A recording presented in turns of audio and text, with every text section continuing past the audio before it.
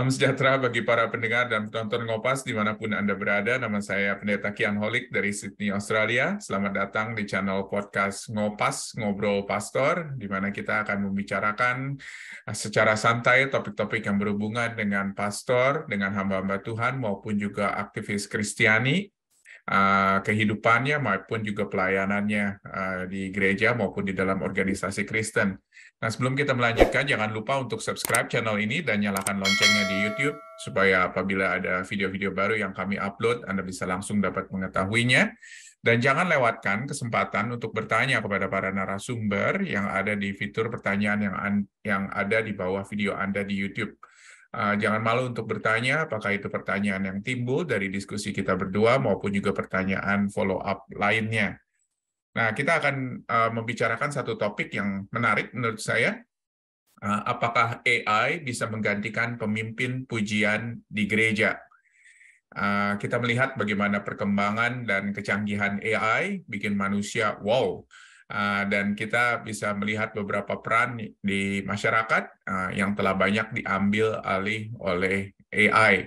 Lalu apakah AI juga bisa mengambil alih peran pemimpin pujian di gereja? Saudara-saudara, itu yang menjadi pertanyaannya. Bersama dengan saya ada Rafael Alvin. Dia nggak mau disebut apa-apa yang lain, tetapi saya tahu dia sebagai pemusik, pengamat musik, pemerhati musik dari GKI Kebon Jati Bandung dan jemaat setia tentunya GKI Kebon Jati Bandung. Rafael juga alumni dari Macquarie University, tempat saya melayani di Sydney. Karena dia masih muda, saya juga masih muda. Walaupun dia lebih muda dari saya panggil dia bro. Dia akan panggil saya Ko dan bukan Om, saudara-saudara. Apa kabar, Raf? Baik, Om. Awas loh. Jangan panggil Om ya, jangan panggil Om. Oke, siap, Om. Kumaha Damang? Damang. Gimana, Om? Orang Sehat-sehat orang ya, sih? ya, puji Tuhan, puji Tuhan. Thank you nih udah mau bersedia untuk ngerekam bersama-sama dan juga ngomongin mengenai topik ini.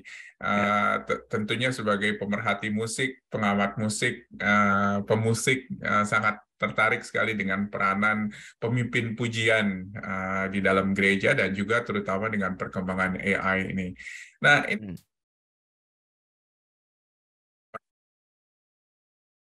ini tuh bukan hanya masuk ke dalam masyarakat ya, tetapi juga ke dalam masyarakat religi begitu loh. Jadi kalau kita lihat misalnya artikel yang kemarin saya baca dari Christianity Today, dikatakan di Jepang agama Shinto di dalam ritualnya mereka sudah ada beberapa pemimpin ritual yang digantikan oleh AI atau robot yang dikendalikan oleh AI. Nah ini gimana nih, mengerikan atau mendorong atau apa nih kira-kira gimana sikap pemimpin Kristen ketika mendengarkan laporan seperti ini?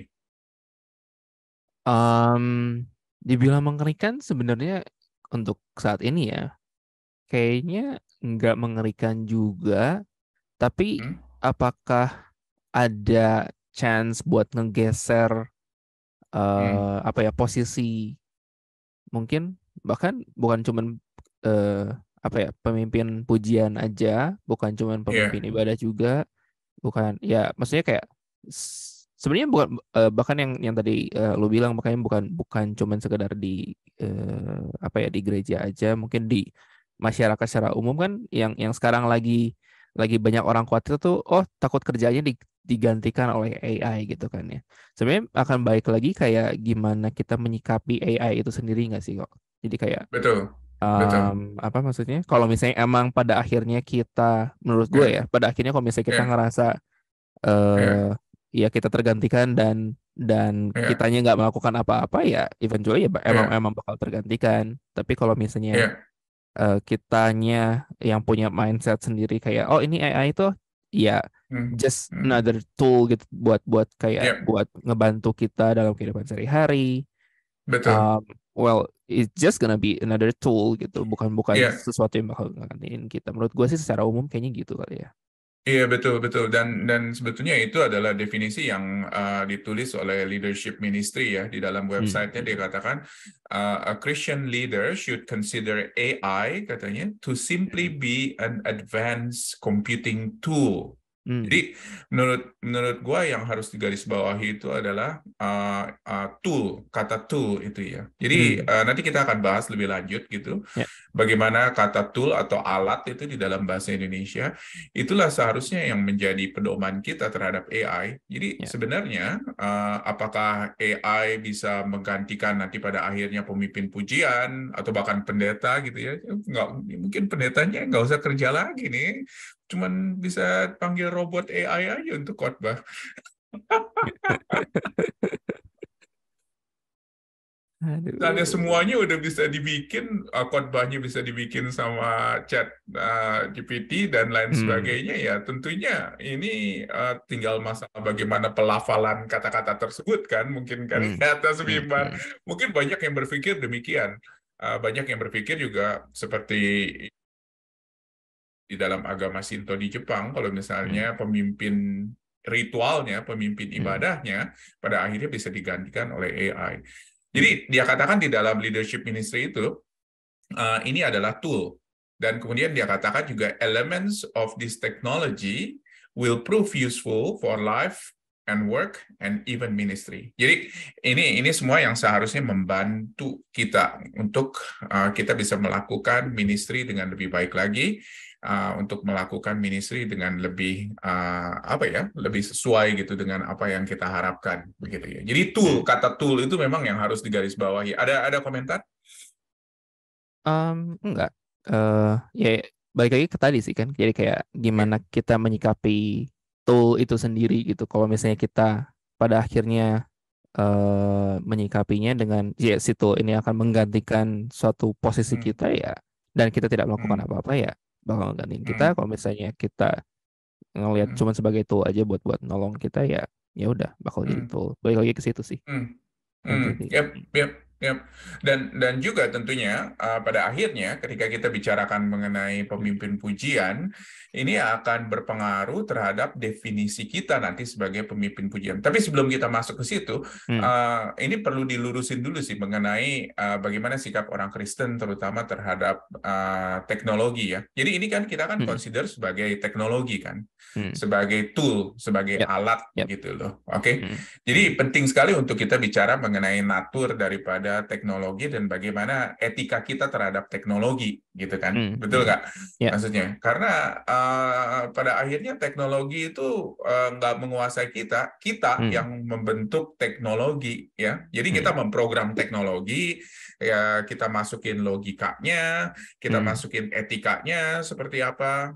Jadi ya the whole thing itu tergantung terhadap siapa yang memprogram hal tersebut gitu kan hmm, maksudnya. hmm, Jadi manusia tetap ada di baliknya begitu ya. hmm, Dan apa dan itu yang mungkin kita jarang sadari gitu atau tidak sadari kalau misalnya kita pikir wah AI pada akhirnya semakin lama semakin canggih dan pada akhirnya akan take over kita dan lebih pintar dari kita. Betul nggak? hmm. Betul, betul.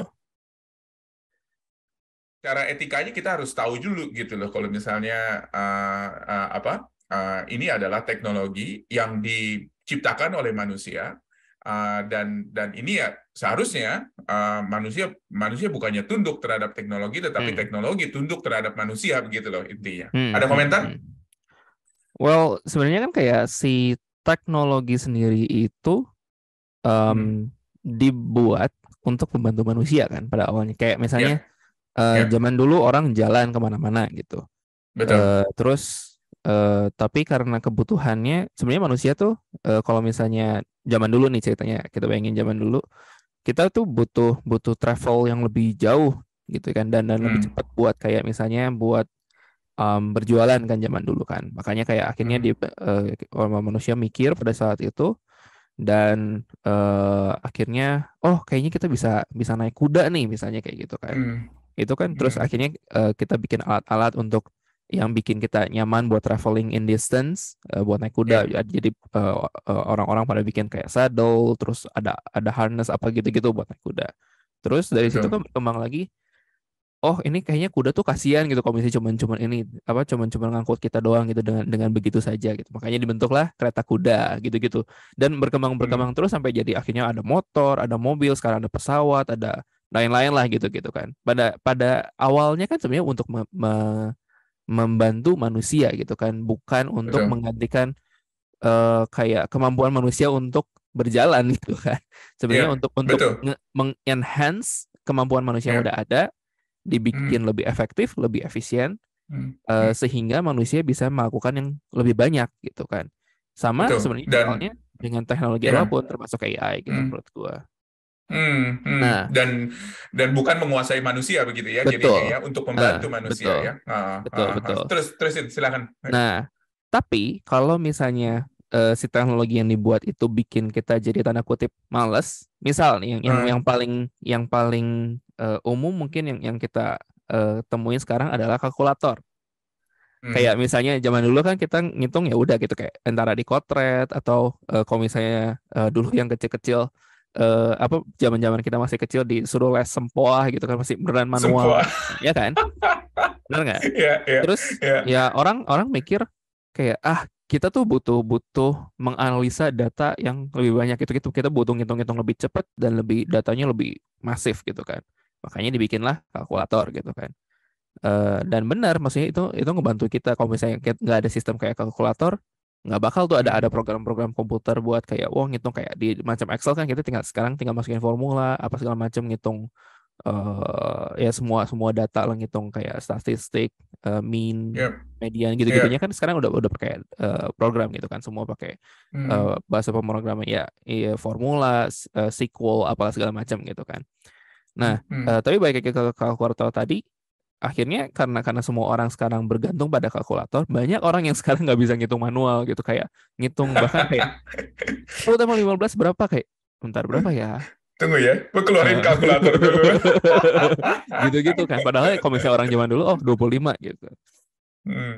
yang kayak gitu-gitu jadi kayak nah ketika kita udah mulai males dan Hmm. menyikapi si tool-tool ini sebagai alat-alat Hmm. yang kayaknya sekarang udah nggak perlu lagi deh buat buat ngitung Ya, manual gitu nah ya. ya di saat itu kita mulai akan tergantikan gitu. Hmm. Hmm. Yep.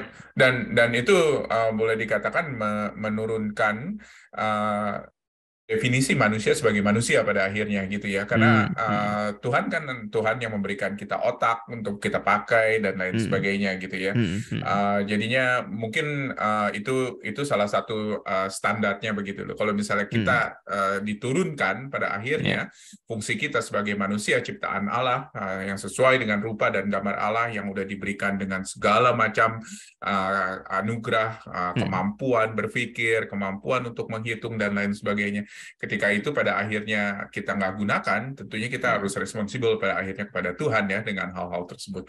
ya, Jadi memang AI itu tuh kita harus tempatkan pada boxnya ya kelihatannya ya, betul nggak? Kita betul, nggak bisa si AI itu keluar dari boxnya. Jadi betul. ketika si AI itu adalah teknologi, tools, alat, jadi kita juga harus taruh itu di tempat yang sesuai, boleh Hmm, dikatakan dengan hal tersebut. Tapi juga ketika kita ngomongin sekarang ini dengan definisi pemimpin ibadah atau dengan hmm, berhubungan dengan ibadah, tentunya kita juga harus ngerti nih ya, hmm, definisi daripada pemimpin ibadah itu apa, betul nggak? betul, betul. Jadi kita bukan hanya tahu mengenai tools-nya, tetapi kita juga harus tahu mengenai pemimpin ibadah seperti apa gitu loh. Hmm, hmm, Jadi yang pertama kalau misalnya ditanya, Raf, sama hmm. lo, pemimpin ibadah itu definisinya yang pertama apa kira-kira? Ini menurut pendapat gua aja ya kan gua nggak Iya, iya, iya, sekompeten silakan. Om Kian di Ya. sini untuk itu ya mendeskripsi yang bener itu apa gitu. Nah, menurut gua ibadah itu Hmm, sendiri kan kayak sebenarnya kayak satu eh mungkin momen personal kali ya antara antara kita ya. buat kayak apa ya di waktu tertentu kita mengkhususkan waktu itu untuk berkomunikasi gitu dengan Tuhan gitu ya. Dan pemimpin ibadah itu menurut gua kayak guide gitu kayak kayak mentor untuk ngasih kita arahan kayak ini cara cara Ya. berkomunikasi dengan Tuhan tuh gini loh gitu kurang lebihnya jadi kayak ada Hmm, ada arahnya gitu kan kalau misalnya kita ya hmm, jalan nggak tahu arahnya mau kemana kan, ya antara Hmm. nyasar atau ya cuman muter-muter aja di situ gitu kan, akhirnya nggak nyampe gitu kan ke tujuannya gitu. Betul. Hmm. Dan em, dan setiap orang tuh kan punya apa ya, punya pergumulannya masing-masing, punya masalahnya masing-masing, punya halangannya masing-masing lah untuk berjumpa dengan Tuhan gitu loh. Ya kayak Hmm. ya gue Hmm. punya punya mungkin punya Hmm. problem masing-masing, teman gue ada sendiri, Om Ken juga di sini Hmm. punya punya masalahnya sendiri gitu kan ya. Dan gue butuh guide gitu loh buat itu. Iya, dan menurut Jadi, gue iya. ya itu tuh kayak si guide itu tuh harus dibimbing secara humane gitu, maksudnya nggak bisa yang saklek kayak, oh kalau kalau misalnya masalahnya A berarti cara penyelesaiannya adalah gini gitu, Hmm. kalau misalnya masalahnya Iya. B penyelesaiannya gini, yang mana itu adalah sesuatu yang menurut gua hanya bisa dilakukan oleh manusia saat ini ya. Hmm. Karena Hmm. ya Hmm. untuk untuk memberikan guide yang manusiawi ya harus dilakukan Hmm. oleh manusia. Betul. Sedangkan kalau Betul. misalnya kita ngelihat AI sendiri kan, AI kan Iya. sesuatu yang bekerja berdasarkan dengan algoritma kan. Algoritma kan Iya. basically kayak kayak massive data yang distruktur Hmm. sedemikian rupa sehingga mereka Hmm. bisa mengikuti yang tadi. Kalau misalnya ada problem A, B, C, D, E, F, G, kombinasinya gimana, Hmm. maka apa solutionnya gini gitu. Ya pokoknya kayak saklek Hmm. banget gitu kan, kayak ya Hmm. berdasarkan kayak Hmm. algoritma. Dan Hmm. mereka biasanya cenderung mempertimbangkan data yang mayoritas aja gitu. Jadi kayak kan ya eh, teori statistik basic lah. Jadi kayak kalau misalnya 80% Hmm. orang melakukan ini, maka solusinya sekian. Maka Hmm. solusinya adalah ini gitu. Hmm. Sedangkan yang Hmm. 20% ini kadang-kadang jadi dibilang diabaikan enggak sih, cuman di data sebagai oh error levelnya cuman sekian gitu. Kalau misalnya kita juga kan bahkan kayak riset kan ada kayak toleransi errornya kan, kayak kita Betul. Betul. kayak data ini tingkat keakurasiannya kayak 96%, 90% sekian. Hmm. Sedangkan yang sisanya Hmm. yang 4-10%-nya itu Hmm. jadi tanda kutip diabaikan gitu. Sementara Hmm. kalau misalnya Hmm. kita dari kecil kan belajar di gereja misalnya, kayak Tuhan tuh nggak Hmm. pernah ninggalin Hmm. domba-dombanya gitu. Bahkan dia mencari domba Hmm. yang hilang kan gitu. Yep. Dan Yep. ya itulah gue nih salah satu domba yang Hmm. hilangnya gitu misalnya. Um, Terus gue Yep. kemana Yep. gitu? Gue hilang gitu pada akhirnya.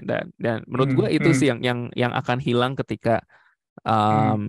semuanya ini akan misalnya nih pada akhirnya misalnya Ya, semua agama pemimpin pujian pemimpin digantikan pujian gitu-gitu sama sama robot yang uh, dikontrol sama AI. betul, contoh itu menurut gue sih itu jadi kayak Ya, menurut gue ya, definisi memimpin ibadah tuh tetap ya. harus kayak sesosok Hmm. uh, Hmm. manusia yang harus Hmm. bisa nge-guide Hmm. ya Hmm. domba-domba ini Yep. yang Yep. dengan manusiawi gitu. Ya, ya. Jadi betul, betul tadi. Jadi ada beberapa hal yang penting itu Hmm. sebagai guide. Yang pertama, ya, yang Mhm. tadi lu ngomongin. Terus udah gitu, yang kedua juga itu adalah sebagai yang membantu komunikasi kita Mhm. dengan Tuhan, begitu ya. Mhm.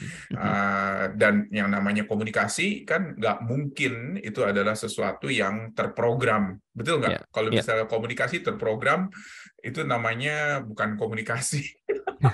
Namanya apa itu gua nggak tahu. Kalau misalnya komunikasi terprogram, namanya komuni, yang namanya persekutuan dengan Allah nggak bisa gitu loh dengan program. Persekutuan dengan manusia juga kan nggak bisa dengan program. Makanya Mhm. kenapa kita masih tetap mau ketemu dengan orang lain, kita masih Mhm. mau kumpul dengan orang lain, ngobrol dengan orang lain gitu kan. Itu Mhm. bukannya sesuatu yang program. Nah, kecuali ya memang ya Mhm. gereja-gereja banyak yang berpikir kalau misalnya ibadahnya itu adalah sesuatu yang terprogram.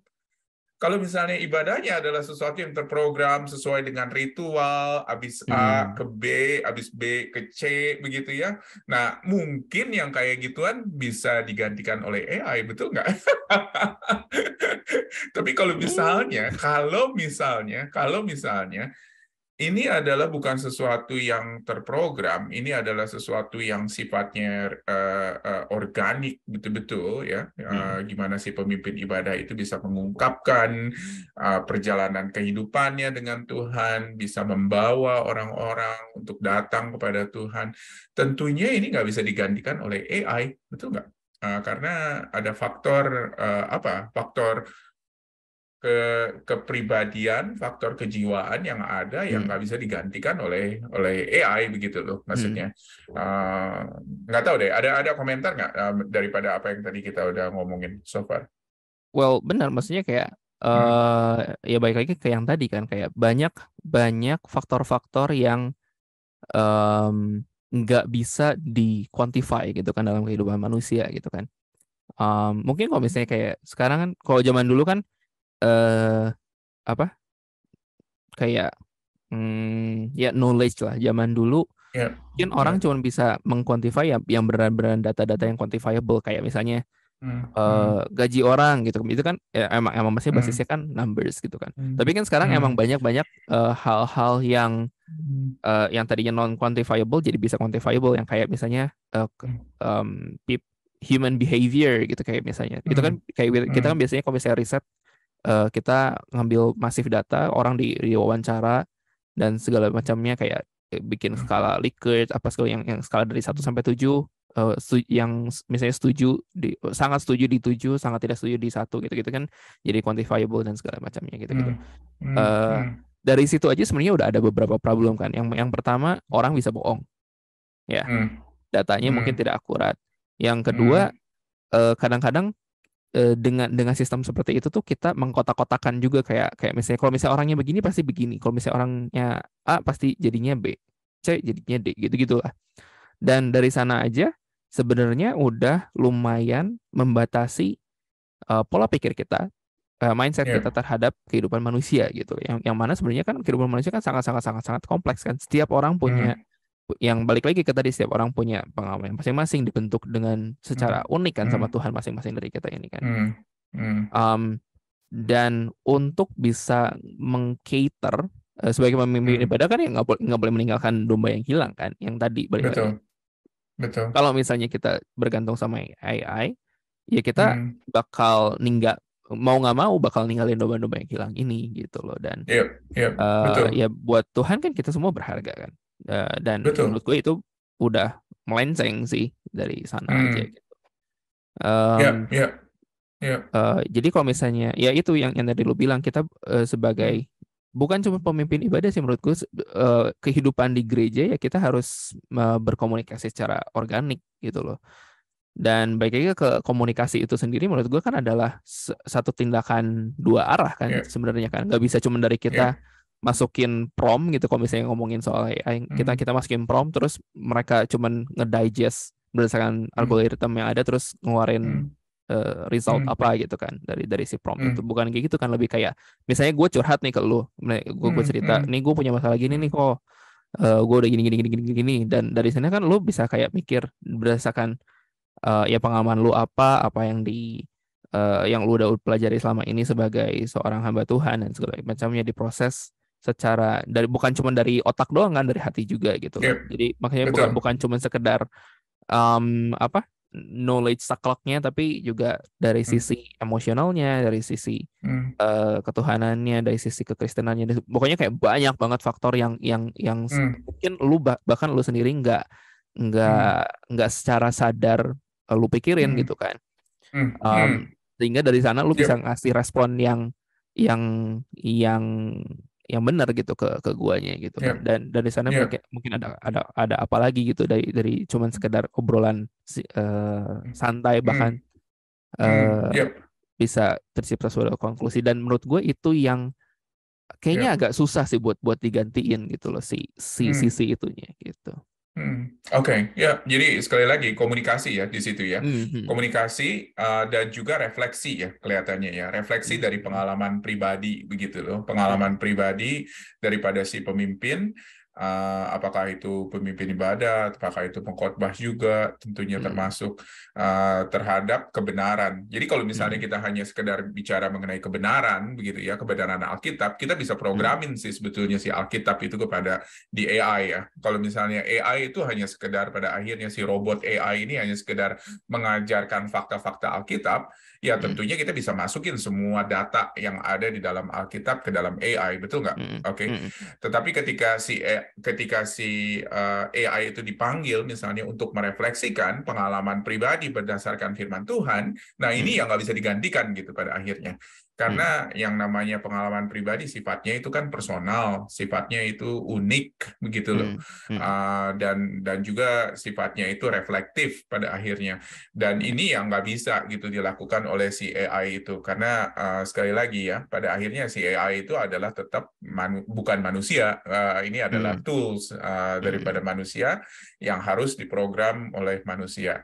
Um, dan juga tentunya ada pengaruh-pengaruh lain ya, misalnya seperti kayak pengaruh dari orang-orang sekitar, pengaruh masyarakat gitu Betul. ya, yang ada Ya, di sekitar kita. betul. Ada komentar mengenai hal tersebut? Silakan. Ya, dibilang ya benar, maksudnya kayak yang baik lagi ke tadi sih, banyak banget faktor-faktor yang pada akhirnya eh ya dibilang intentional enggak juga sih, karena kan AI nggak punya Ya, intention ya. Em, betul. em, Maksudnya banyak faktor-faktor yang akhirnya terabaikan gitu loh, Ya, oleh ya, kalau misalnya kita bergantung sama hanya sekedar bergantung sama AI aja gitu. betul. Ya baik lagi sih, menurut gua kayak akan balik Hmm, lagi ke gimana kita menyikapi AI. Sebenarnya bukan cuma AI, kayak teknologi apapun dalam kehidupan kita gitu kan. Kalau misalnya ya, kita pada akhirnya ya menggantikan ya, peranan kita dengan hmm, teknologi apapun itu, ya hmm, eventually bakal tergantikan juga gitu loh. ya, Kalau ya, misalnya ngomongin soal yang tadi yang kayak pengaruh dari hmm, luar hmm, gitu-gitu, ya benar, maksudnya kayak AI kan ya cuman cuman bakal mengconsider ya data-data yang udah dimasukin ke database mereka ini kan gitu loh. Jadi kalau betul, misalnya emang betul, kalau misalnya si faktor dari misalnya kayak pengalaman pribadi dan segala macamnya, cerita gitu misalnya dimasukin ke AI gitu, hmm, mungkin bisa jadi hmm, diconsider, tapi baik lagi kan, em, maksudnya kan ada proses-proses lain di dalam kehidupan manusia yang nggak cuman melulu soal data kan. Kayak yang tadi gitu, kayak misalnya kalau misalnya ada datanya adalah kalau misalnya anak nangis harus ditenangin gitu, padahal kan nggak sesimpel itu gitu ya, nggak kalau kokian yang udah punya anak lebih ngerti lah mungkin, kayak ya bener nggak sih. Jadi kalau misalnya ya, dulu zaman ya, Joel atau Joel masih kecil gitu kan, hmm, oh nangis harus ya, dipikirkan ini nangis kenapa nih, apakah dia lapar, apakah dia apa, ada kebentur apa nggak gitu. Banyak banget kayak yang kayak di otak kita kayak eh, in ya, eh, in a shot, kayak oh ini tuh ya, banyak gini gini gini gini gitu, yang menurut gua ya, kayak em, ya. nggak bisa di solve cuman dengan cara menginput data ke satu database gitu. Betul, betul, Hmm. betul, betul. Dan juga pengaruh jadi sekali lagi interaksi antara manusia dengan manusia begitu ya. Hmm. Hmm. Hmm. Dan bagaimana komunikasi manusia dengan manusia Hmm. dan juga pengaruh manusia yang lain gitu yang ada di sekitarnya gitu ya terhadap apa yang kita lakukan sebagai pelayan-pelayan Kristen, apakah itu sebagai Hmm. pemimpin ibadah, pengkhotbah atau pemimpin gereja, itu penting Hmm. sekali bagaimana influence mereka dan bagaimana pengaruh mereka. Hmm. Jadi seperti kayak contohnya yang gue pikirkan adalah pemimpin ibadah misalnya Hmm. akan dipengaruhi oleh jemaatnya yang ada di sekitarnya, akan dipengaruhi oleh pemimpin ibadah lain juga yang ada Hmm. di sekitarnya, Hmm. akan dipengaruhi oleh pemimpin-pemimpin rohani yang ada di sekitarnya juga. Jadi mau nggak mau Hmm. interaksi itu akan harus terjadi gitu loh antara si pemimpin ibadah itu dengan orang-orang yang ada di sekitarnya. Jadi Hmm. bentuk shape-nya dia ketika dia memimpin ibadah itu akan dipengaruhi sangat besar sekali oleh orang-orang di sekitarnya. Hmm. Ya, jadi ini bagus sih untuk kita luruskan mengenai hal ini karena sekali lagi ya, kalau misalnya kita hanya bicarakan bahwa oh iya, pada akhirnya AI itu akan secanggih demikian untuk bisa menggantikan peranan kita sebagai pemimpin ibadah atau sebagai pemimpin rohani. Tentunya kita nggak bisa mengambil kesimpulan ke arah sana sekarang ini, betul nggak? Karena Betul. kita ada hal-hal yang berbenturan yang nggak mungkin digantikan oleh AI.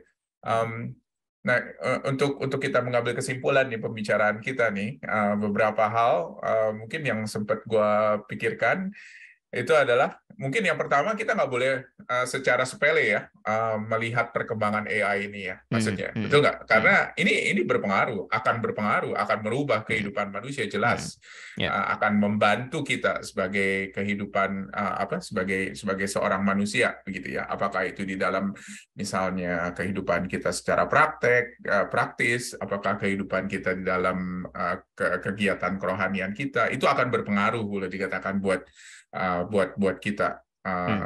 Dan yang kedua mungkin yang sempat gue pikirkan adalah bahwa kita sebagai orang Kristen kita harus berpartisipasi di dalam memperkaya AI. Jadi untuk mendorong misalnya gitu ya para scientist atau para programmer gitu untuk bisa aktif berpartisipasi untuk terus mendukung boleh dikatakan perkembangan AI ini untuk bisa men-shape AI ini future-nya seperti apa dan bukan kabur gitu loh dari teknologi gitu. Kan Betul. banyak tuh orang-orang yang takut Betul. dengan teknologi pada akhirnya kabur dari teknologi dan bukannya justru mengontrol teknologi. Saya rasa itu penting sekali sih. Dan juga tadi hal-hal yang kita bicarakan mengenai bagaimana kita harus menguasai AI atau menggunakan AI karena AI itu adalah ciptaan manusia yang dibuat untuk membantu manusia. Terus jadi dengan kata lain kita harus memikirkan gitu bagaimana AI itu bisa membantu untuk perluasan kerajaan Allah. Apakah itu di dalam penginjilan, apakah di dalam ibadah, apakah di dalam pemuridan dan lain sebagainya. Ada komentar lain untuk kesimpulan? Mungkin lebih ini aja sih, simplify, masih nyambung sama yang summary yang barusan kok Kian mention ya. Lebih kayak gue juga bukan anti AI ya. Lebih kayak peruntukannya untuk saat ini itu masih, kalau misalnya untuk menggantikan pemimpin ibadah, pemimpin pujian, itu menurut gue masih nggak bisa. Dan mungkin nggak bakal pernah bisa juga karena kan yang tadi kita butuh faktor manusianya. Tapi jangan sampai kita anti AI gitu. Betul. Karena Betul. kalau misalnya kata pepatah lama, gue nggak tahu selama apa, kan katanya kan keep your friends close but keep your enemies even closer kan, gitu kan. Gue nggak melihat AI sebagai enemy sih, cuman kayak jangan sampai karena kita anti AI jadi kayak kita nggak tahu sama sekali soal AI gitu. Karena itu yang sebenarnya banyak terjadi kan di gereja terjadi, dan mungkin banyak di aspek-aspek hidup yang lain juga terjadi karena orang tuh jadi anti terhadap sesuatu gitu. Kayak kalau misalnya gue ngomongin soal musik kan, dulu orang GKI ya terutama ya, karena gue dari GKI itu kan anti banget dengan iringan musik dengan bergaya band gitu kan, nggak boleh ada drum, nggak boleh ada elektrik gitar apa gitu kan. Dan menurut gue itu yang akan menghambat perkembangan kita gitu. Perkembangan tuh bukan berarti kayak kita ngegeser pendirian kita secara teologis ya, tapi lebih kayak gimana kita bisa relate sama generasi-generasi yang baru gitu kan. Maksudnya kan komunikasi ada sesuatu yang selalu berkembang gitu kan, seiring dengan zaman gitu. Dan menurut gue itu penting gitu untuk bisa relate sama jemaat-jemaat dari generasi-generasi yang baru gitu. Kalau misalnya enggak kan ya pada akhirnya kan si gereja itu akan punah gitu loh. Dan bukan cuma gereja doang gitu, di kehidupan kita sehari-hari juga gitu kan. Kalau misalnya Kokian pada satu saat udahlah gue ngomong ikutin perkembangan zaman lagi ya, Kokian nggak bakal bisa relate lagi sama generasi yang baru gitu. Yang mana kan yang nggak boleh dong sebagai seorang hamba Tuhan untuk kayak nutup satu spektrum gitu kan dari jemaatnya gitu kan, nggak mungkin gitu. Gue pun sebagai jemaat sendiri nggak bisa kayak gitu karena pada akhirnya ya gereja adalah satu komunitas yang organik di mana kita harus berinteraksi dengan orang dari berbagai macam latar belakang, dari berbagai macam generasi dan seterusnya gitu. Itu yang maksudnya kita butuh itu buat bikin gereja hidup gitu kan. Dan kalau misalnya kita menutup bukan cuma soal AI ya, perkembangan teknologi apapun kan kita nggak tahu ya di depan nanti di beberapa tahun lagi ini mungkin dari sekarang masih AI gitu yang masih hot-hotnya gitu dan masih canggih-canggihnya gitu. Mungkin ke depannya nanti bakal ada lagi gitu teknologi yang lain dan menurut gue sih baik lagi gitu, akan kembali lagi dengan ke cara kita menyikapinya gitu. Betul. Apakah kita akan bergantung sama AI atau kita hanya akan menggunakan si tool-tool ini, teknologi-teknologi sebagai alat-alat yang membantu kita gitu. It's well said di situ, karena sekali lagi ini semuanya adalah ciptaan manusia. Ciptaan manusia dibuat untuk membantu manusia, dan kita nggak boleh anti karena ini adalah teknologi. Oh, ini nggak bisa membantu gereja atau nggak bisa membantu perkembangan kerajaan Allah dan lain sebagainya. Tentunya kita harus terbuka dengan hal tersebut, seperti kita terbuka dengan hal-hal yang lain ya. Dulu mungkin ada gereja yang anti ketika PC pertama kali ditemukan dan masuk ke dalam gereja. Mungkin loh, nggak tahu loh. Ya. Kita nggak pernah recall mungkin sejarah itu. Tetapi sekarang ketika mesin tik udah nggak dipakai lagi buat bikin warta jemaat, semuanya pakai komputer, itu kan mau nggak mau kan sesuatu yang sudah diterima pada akhirnya dan menjadi alat, menjadi tool untuk membantu perkembangan kerajaan Allah. Demikian juga dengan AI begitu loh. Saya rasa kita harus taruh tempat AI di dalam tempatnya, di dalam boxnya yang tepat. Betul. Dan AI itu dipakai untuk membantu manusia dan bukan untuk menguasai manusia. Oke, thank you banget nih buat waktunya nih. Udah bisa sempet ngobrol-ngobrol, ngocol-ngocol gitu ya. Udah lama kita nggak kerjain hal ini. Dan mudah-mudahan obrolan kita bisa membantu banyak pemimpin rohani yang ada di Indonesia dan di luar Indonesia tentunya untuk berpikir mengenai hal ini. Mari kita tutup yuk. Di dalam doa kita doakan untuk para pemimpin rohani ini. Bapa dalam surga, kami bersyukur ya Tuhan buat manusia yang Tuhan sudah ciptakan dengan kemampuan, dengan otak yang begitu luar biasa. Kami bersyukur Tuhan, di dalam rupa dan gambar-Mu, Engkau menciptakan kami, untuk kami boleh berkembang, dan kami boleh hidup menjadi lebih sesuai dengan apa yang menjadi rencana dan gambar Allah. Tuhan tolong dengan perkembangan AI yang diciptakan oleh manusia ini, biarlah kiranya AI ini boleh membantu manusia dan bukan menjadi alat bagi manusia. Tetapi ya Tuhan, AI ini boleh menjadi sebuah tools yang dipakai oleh manusia untuk memperluas kerajaan Allah. Tuhan tolong kami, biarlah kiranya kami boleh bijak di dalam menyikapi perkembangan zaman ini, dan bukan takut dan kabur, tetapi untuk kami berpartisipasi, untuk kami juga bersama-sama membentuk AI ini ya Tuhan, dan masa depannya, untuk bisa membantu perkembangan kerajaan Tuhan di dalam dunia. Terima kasih Bapak buat pembicaraan kami pada saat ini. Biarlah kiranya Tuhan, Kau boleh terus memberkati pelayanan kami, berkati Rafael di dalam pelayanannya di Bandung. Biarlah kiranya Tuhan, melalui dia banyak orang boleh mengenal Yesus Kristus. Terima kasih Bapak, di dalam nama Yesus kami berdoa. Amin. Amin.